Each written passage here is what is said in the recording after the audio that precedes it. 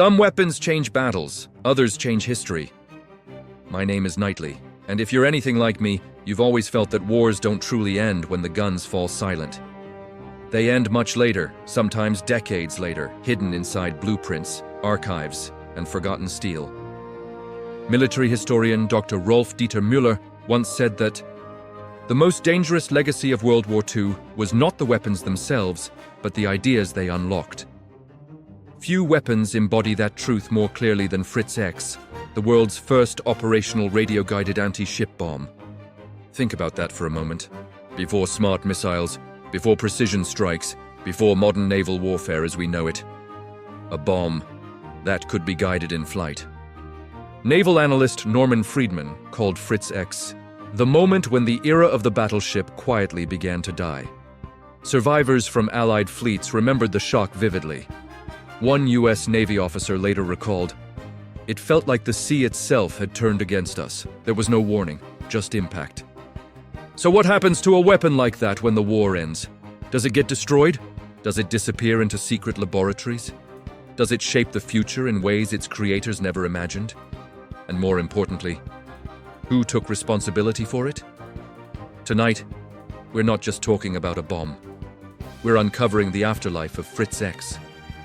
I've spent years studying war relics, walking through silent hangars, reading declassified reports, and listening to veterans whose voices still carry the weight of those moments.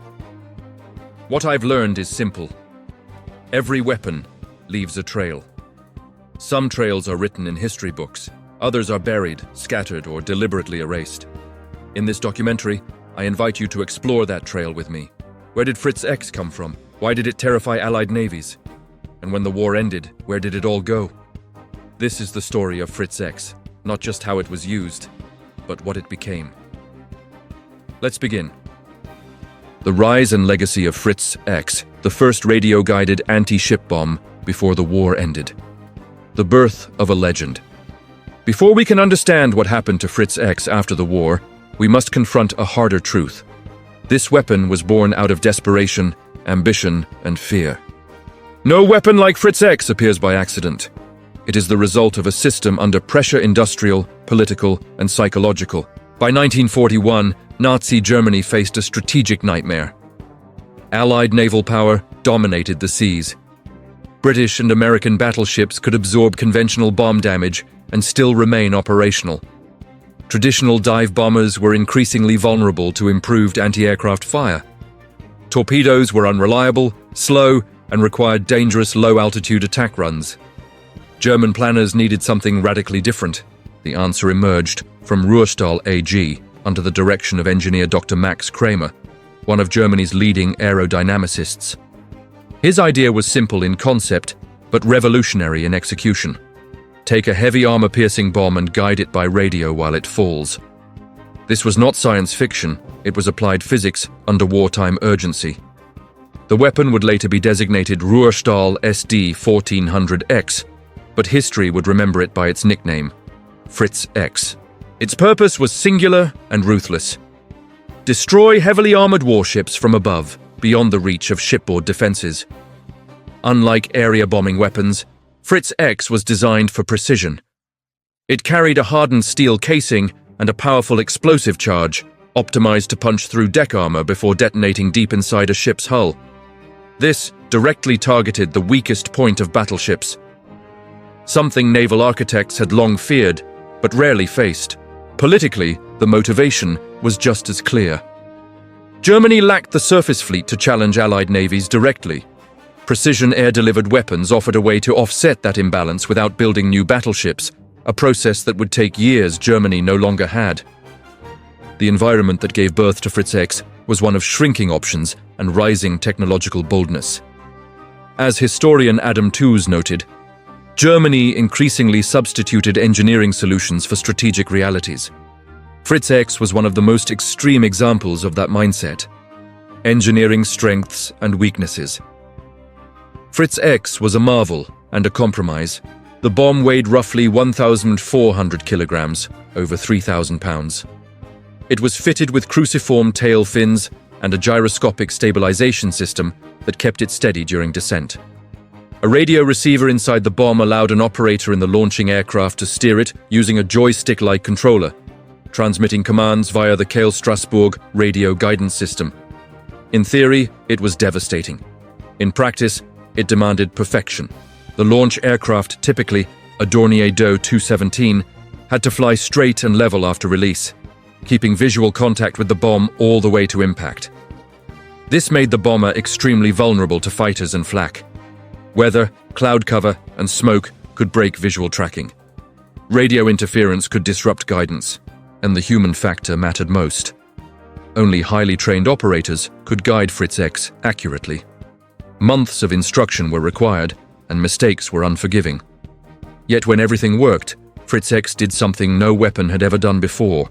It turned gravity into a controlled attack vector. Naval historian Ian Toll later described it as the first true ancestor of the modern precision-guided munition. First combat deployments. Fritz X entered combat in 1943, and its debut was nothing short of shocking. The most famous early use came on September 9, 1943, during the Allied landings in Italy. That day, Italian battleships Roma and Italia, recently surrendered to the Allies, were sailing toward Malta when they were attacked by German aircraft. Then one Fritz X struck Roma, penetrating deep into the ship before detonating near the forward magazine. A second hit followed minutes later. The battleship exploded and sank, taking over 1,300 sailors with it. For the first time in naval history, a guided aerial weapon had destroyed a modern battleship outright. Allied reactions ranged from disbelief to alarm. US Navy after-action reports described the attack as a fundamentally new threat. British commanders immediately began reassessing fleet vulnerability. Sailors who survived Fritz X attacks often described a unique terror. There was no evasive maneuver once the bomb was seen descending. It did not fall randomly. It followed the ship. Enemy adaptation began quickly. Allied forces experimented with radio jamming, smoke screens, and aggressive fighter patrols to disrupt the slow, exposed German bombers. But in the short term, Fritz X forced navies to fight differently. Psychologically, its impact was enormous. Battleship symbols of national power were no longer safe. Peak influence. Between late 1943 and early 1944, Fritz X reached its peak influence. Though produced in relatively limited numbers, its strategic effect outweighed its quantity. It damaged or sank multiple Allied vessels, including cruisers and destroyers, and forced changes in fleet deployment patterns. The weapon became iconic not because it was widespread, but because it proved a concept. Milestones included the first successful guided bomb ship kill, the first large-scale naval engagement altered by precision weapons, the first time radio warfare became central to air-naval combat. Allied intelligence paid close attention. Reports emphasized that Fritz X represented a dangerous convergence of aerodynamics, electronics, and human control. But its success also revealed its limits. By mid-1944, Allied air superiority made Fritz X operations increasingly risky. Jamming technologies improved. German production suffered from bombing campaigns and resource shortages. Skilled operators were lost faster than they could be trained. The weapon that once terrified fleets now struggled to reach its launch points. Collapse of the old world. As the war moved toward its end, Fritz X became a symbol of a collapsing system. Factories were destroyed or overrun. Supply chains fractured. Aircraft capable of deploying the weapon were grounded or shot down. The technological race had moved faster than Germany could sustain. By 1945, Fritz X no longer represented the future. It represented what might have been, had time, resources, and strategic reality aligned differently. Historian Richard Overy summarized it bluntly. German guided weapons were brilliant solutions to problems Germany could no longer solve. And then, everything stopped. The Reich collapsed. Airfields fell silent. Production lines froze mid-assembly. Yet Fritz X did not vanish. Because when the war ended, the battlefield went silent, but the technology did not. And that is where the real story begins. The war ends, the fate of Fritz X. The first radio-guided anti-ship bomb begins chaos of surrender and seizure. The end of World War II did not arrive as a clean handover of weapons and secrets. It came as collapse, confusion, silence broken only by scavenging and seizure. For weapons like Fritz X, this moment marked the beginning of a second, far stranger life. By the spring of 1945, Fritz X units were scattered across a shrinking Third Reich. Some lay crated in underground storage depots. Others sat unfinished on factory floors. A few were abandoned on airfields, their guidance systems still intact but useless without trained crews and operational aircraft. Allied advance forces encountered Fritz X components in Germany, Austria, northern Italy, and occupied France. Many were found in Luftwaffe bases once used by Dornier Do 217 and Heinkel He 177 bomber units. Crates marked with cryptic technical codes attracted immediate attention from intelligence officers. An American Technical Intelligence report from April 1945 described the scene bluntly. Enemy-guided weapons discovered in varying states of completion. Some destroyed by retreating forces, others left untouched. German personnel were often gone. Some had fled, others surrendered without resistance. In several locations, Fritz X bombs had been deliberately damaged, wiring cut, control surfaces smashed partly to prevent capture, partly out of panic. But destruction was incomplete. What survived was enough to alarm the Allies, enough to spark competition, enough to begin a new race. Allied discovery and first reactions. When Allied engineers first examined Fritz X, their reactions were a mix of admiration and concern. The United States Navy Bureau of Ordnance quickly recognized that this was not just another experimental bomb. It represented a conceptual leap, a successful, combat-proven, precision-guided weapon. British experts from the Royal Aircraft Establishment, RAE, at Farnborough echoed that assessment. One internal memo noted that Fritz X had demonstrated the practical employment of radio-controlled munitions under combat conditions. For the Soviet Union, the reaction was more secretive. Red Army technical teams seized German-guided weapons wherever they found them, often without coordination with Western allies. Entire facilities were stripped, documentation removed, and personnel detained for interrogation or later transport east. The result was a fractured picture. No single nation captured the full Fritz X system intact. Instead, pieces of the puzzle were scattered among the victors. This fragmentation mattered, because each piece held knowledge, and knowledge had become the most valuable prize of the war. The power vacuum, with Germany defeated, the question was no longer how to stop Fritz X, but what to do with it. The immediate answer was often destruction. Many Allied commanders, wary of unexploded ordnance and eager to demilitarize Europe, ordered captured munitions scrapped or dumped. Stockpiles of bombs, including guided weapons, were bulldozed into pits or loaded onto barges for disposal at sea. But not all officers agreed. Behind the scenes, a different logic took hold. In Washington, London, and Moscow, intelligence agencies argued that Fritz X represented a missed future. A technology ahead of its time that could shape post-war military doctrine. The war might be over, but rivalry between former allies was already visible. The power vacuum left by Germany's collapse was filled not with peace, but with competition. Which nation would learn the most? Which would adapt it fastest? Which would weaponize it better? Secretive collection programs. The United States launched a series of technical exploitation efforts, most famously Operation Paperclip, designed to capture not just hardware but minds. Engineers associated with guided weapons were interrogated, recruited, or closely monitored. While Fritz X itself was not mass-produced post-war, its principles were dissected in detail. American teams transported bombs, guidance units, and documentation to testing grounds in the US, including Eglin Field and Naval Proving Grounds. Britain conducted similar efforts at Farnborough, focusing on radio control reliability, jamming vulnerability, and operator workload. The British were particularly interested in why Fritz X succeeded and where it failed. The Soviet Union, meanwhile, absorbed German-guided weapon technology into closed research institutes. Survivors of those programs later hinted that early Soviet anti-ship missile concepts drew directly from wartime German designs. None of this was public. The official narrative was disarmament and peace. The reality was preparation for the next war, from weapon to blueprint, As engineers dismantled Fritz X piece by piece, its true value became clear. The bomb itself was not perfect. It required visual guidance. It was slow. It exposed the launching aircraft. But these weaknesses were lessons, not failures.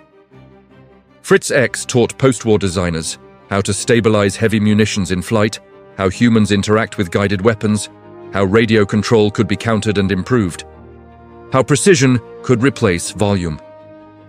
In classified reports, Fritz X was increasingly described not as a weapon, but as a proof of concept. One American analyst wrote, "What had once been a weapon of war is now a blueprint for the future." And that future was approaching fast. Jet aircraft, radar, and electronics were advancing rapidly. Guided bombs would not remain tethered to slow bombers and visual tracking. They would become faster, smarter, and deadlier. A quiet transition. By the late 1940s, Fritz X had largely disappeared from official records, not because it was forgotten, but because it had been absorbed. Its physical remnants were being scrapped, tested, or archived. Its ideas were migrating into new programs with new names. The original weapon faded from public view, even as its influence spread silently across military research labs. To the world, Fritz X was a footnote. To strategists, it was a warning. The war had ended. The bomb had fallen silent. But the age of guided warfare had only just begun, and now the question remained. Where did all the Fritz X bombs actually go? That is the story we explore next. Where did they all go? When people ask what happened to Fritz X after the war, they often imagine a single answer. Destruction. Scrap. Oblivion. That answer is wrong. The truth is far more fragmented and far more revealing.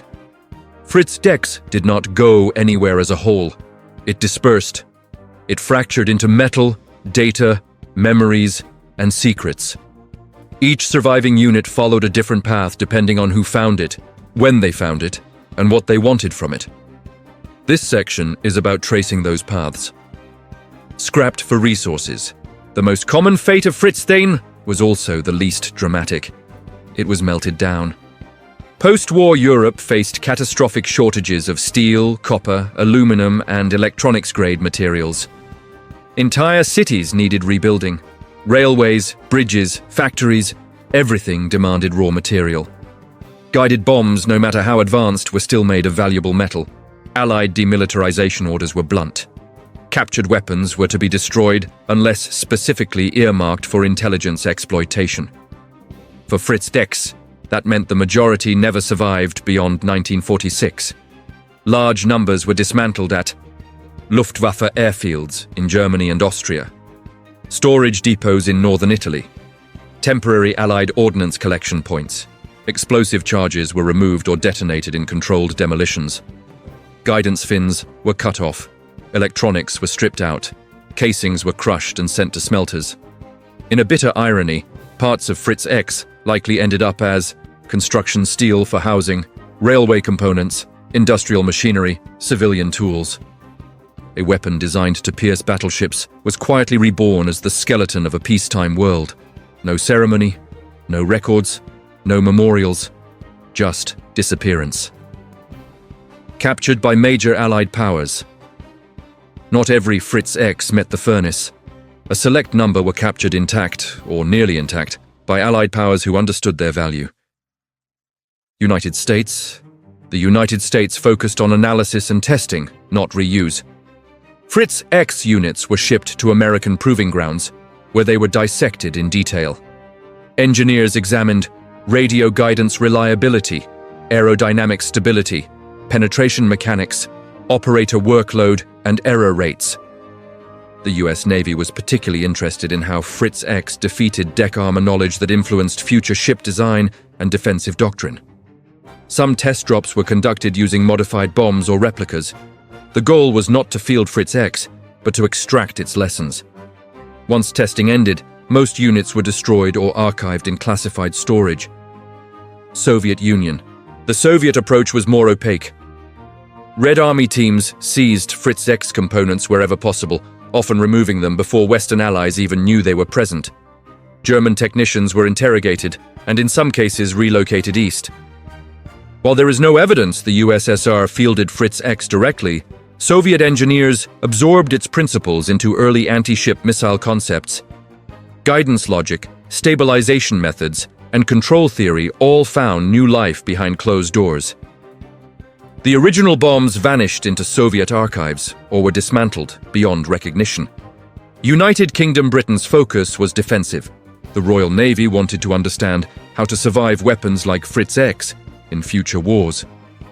British scientists tested jamming methods, smoke deployment, and fleet tactics designed to counter guided munitions. Captured units were carefully catalogued. Some were preserved for long-term study. Others were destroyed once their intelligence value was exhausted. France and others. France, rebuilding its military and industry, handled Fritz X pragmatically.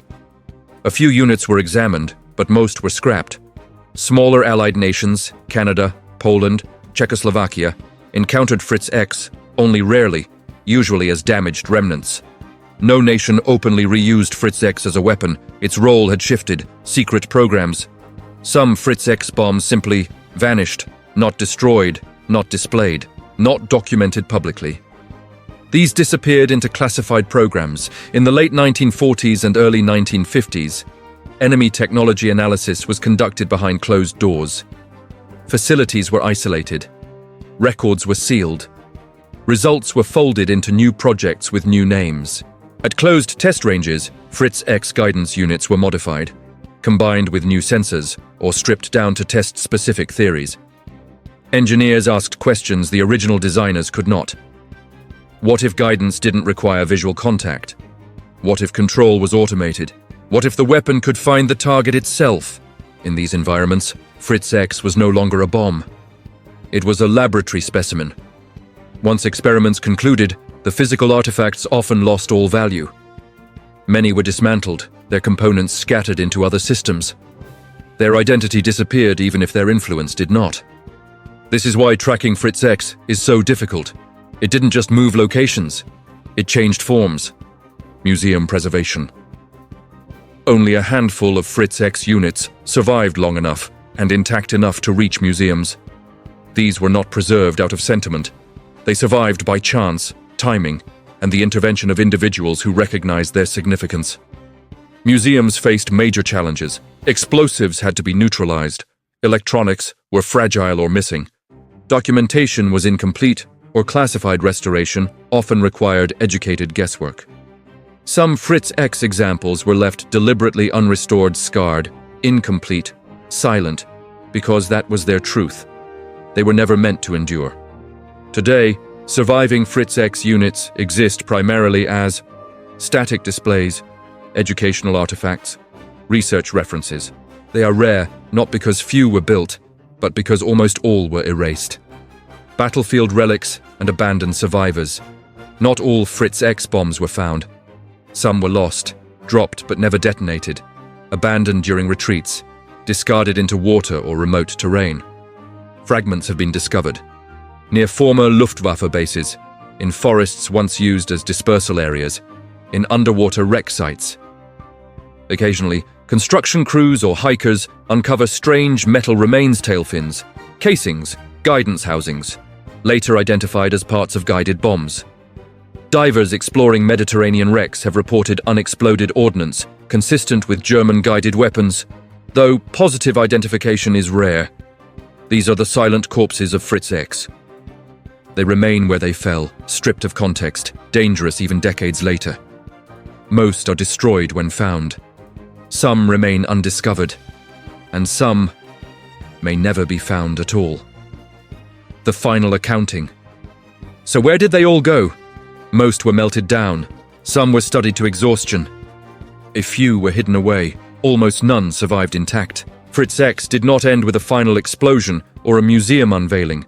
It ended the way many revolutionary weapons do, quietly, absorbed into the foundations of something much larger. What disappeared was the object. What remained was the idea. And that idea would reshape warfare long after the bomb itself was gone, because Fritz X did not vanish, it evolved. And in the next section, we will see exactly how its influence reshaped the post-war world. Impact. on the post-war world. When Fritz X disappeared from the skies, it did not disappear from history.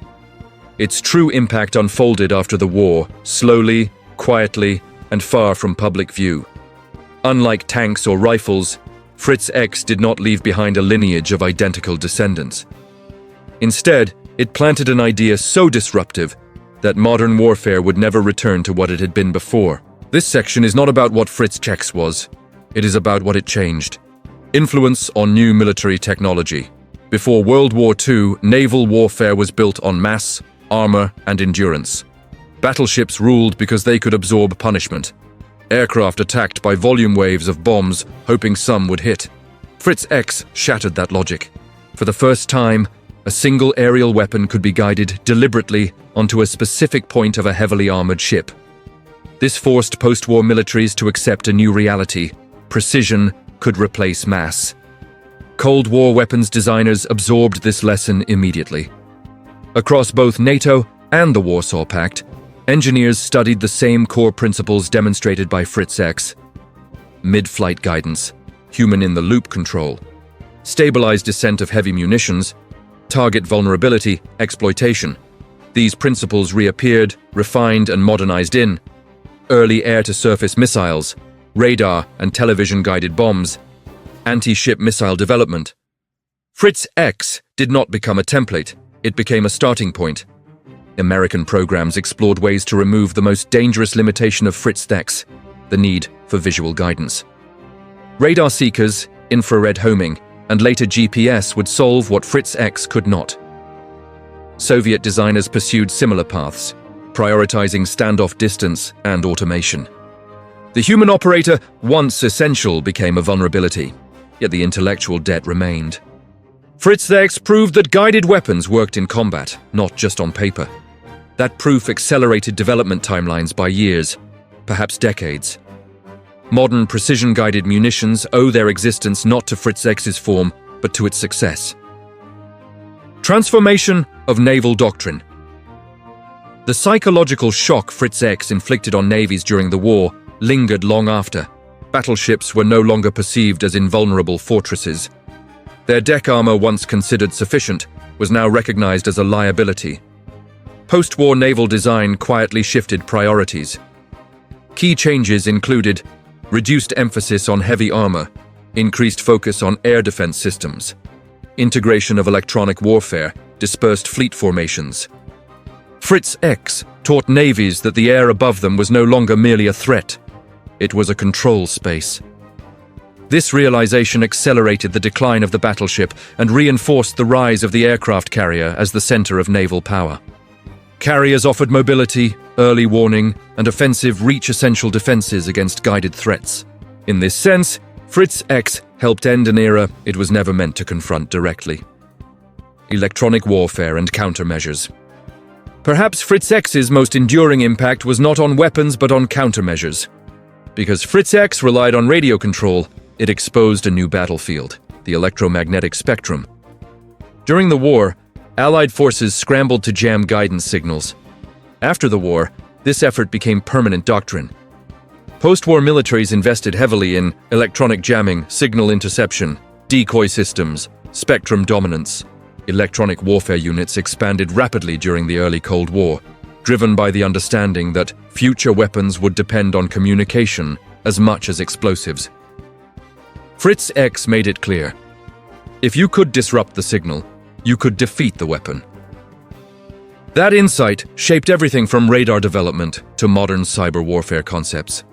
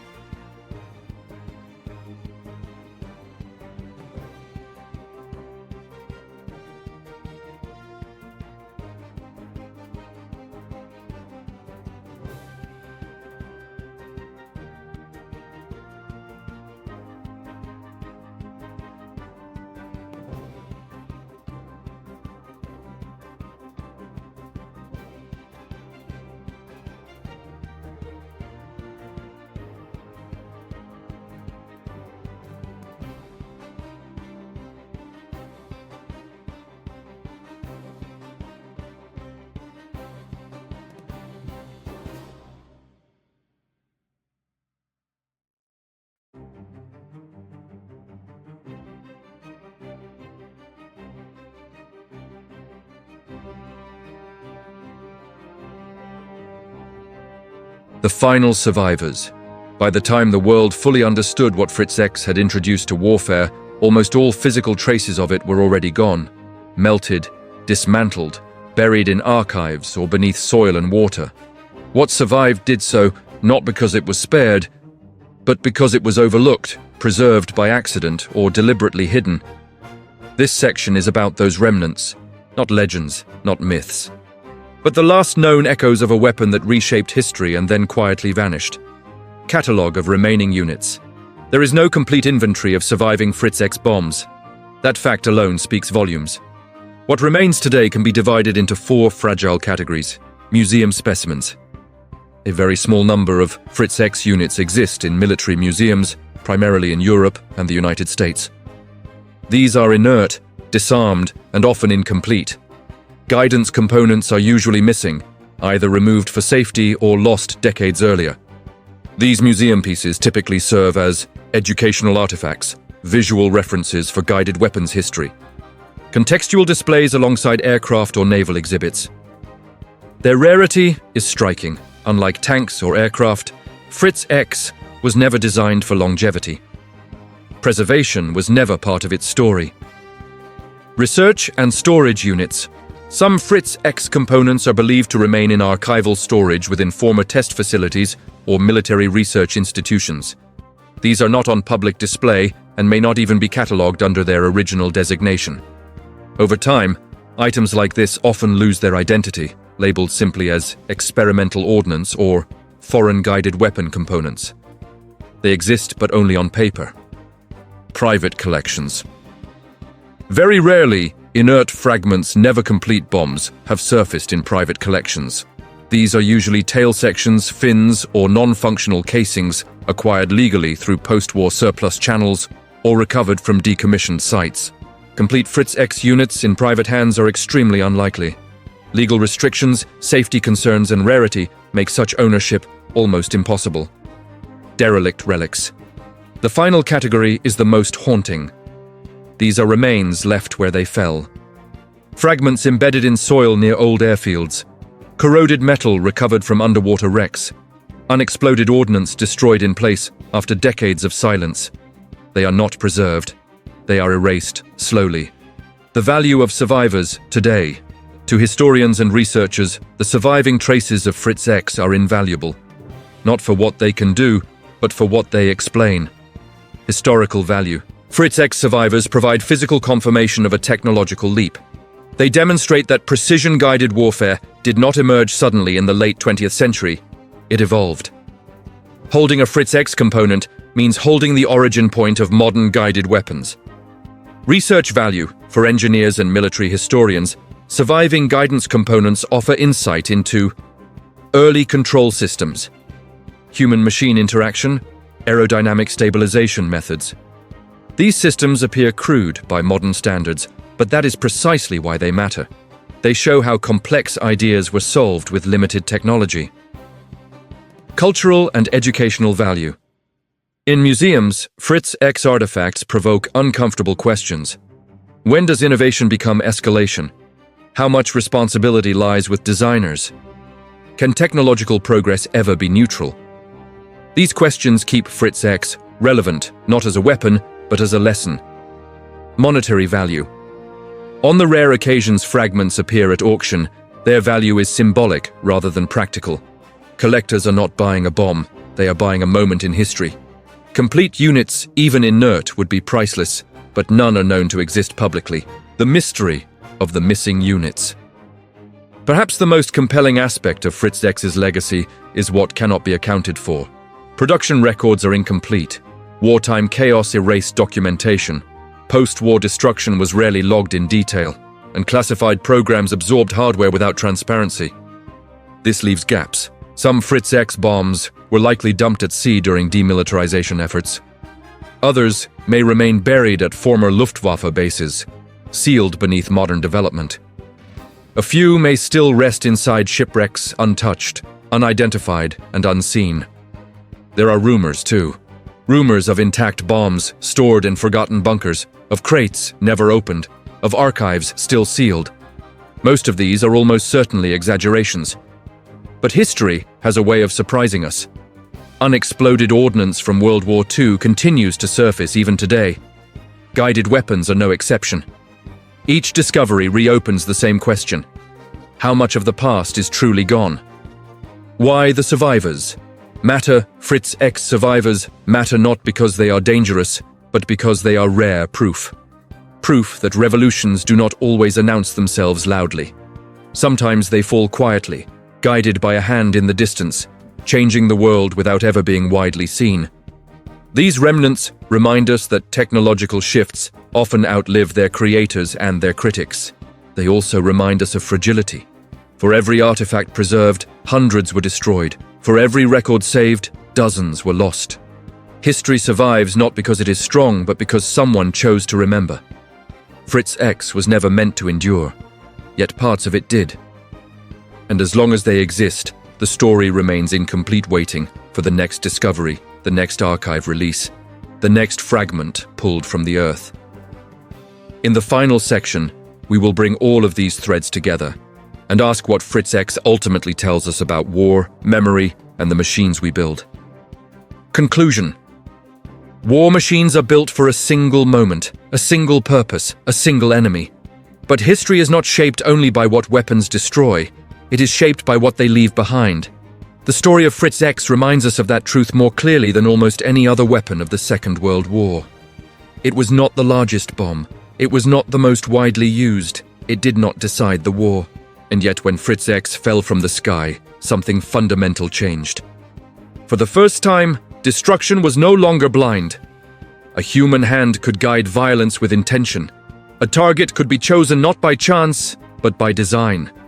A single aircraft could threaten the most powerful warships on Earth, not through mass, but through precision. That idea did not die when the war ended. It survived the collapse of Germany. It survived the melting furnaces and scrapyards. It survived secrecy, classification, and silence. Because ideas are harder to destroy than steal. After the war, Fritz X was scattered, broken apart, studied, erased, hidden. But its legacy embedded itself into the foundations of modern warfare. Every guided missile, every precision strike, every discussion of surgical attacks carries a trace of that first radio-guided descent. This is the uncomfortable truth. Fritz X was not an anomaly. It was a beginning. Weapons like Fritz X force us to confront a deeper question. Not about technology, but about responsibility. Who is accountable when a machine can be guided across kilometers to a single point of impact? The pilot, the engineer, the commander, the nation? As warfare became more precise, it also became more distant. Operators no longer needed to see the faces of those below.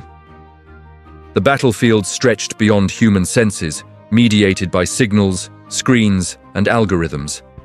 Fritz X was primitive by today's standards, but the path it opened led directly to the modern age of remote warfare. Veterans who encountered it remembered not just the damage, but the feeling.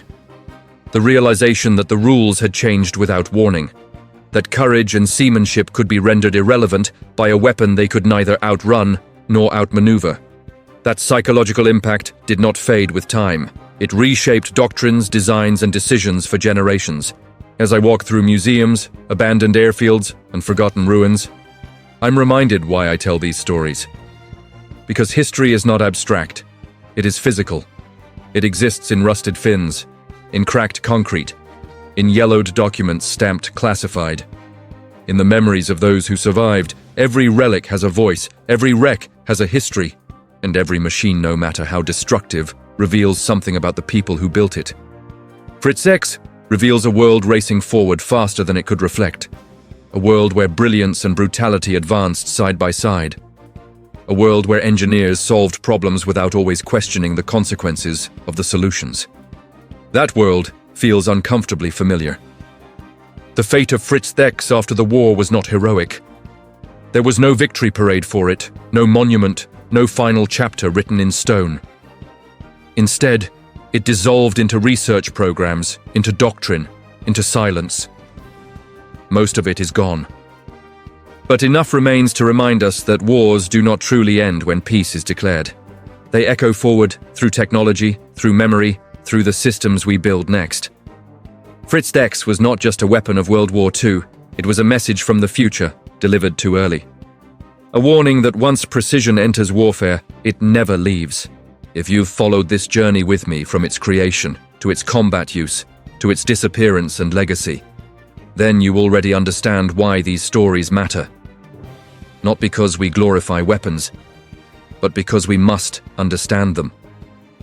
Only by tracing where they came from, where they went, and what they became, can we recognize the patterns repeating around us today. History does not repeat itself exactly, but it rhymes. And Fritz X is one of those rhymes. Thank you for spending this time with me walking through forgotten hangars, silent seas, and the shadows of innovation. If you want to continue this journey through lost prototypes, abandoned bunkers, and the silent bones of history, stay with me. There are still countless echoes of war waiting to be uncovered. And for the next episode, I want to hear from you. What story should we explore next? Leave your thoughts in the comments below.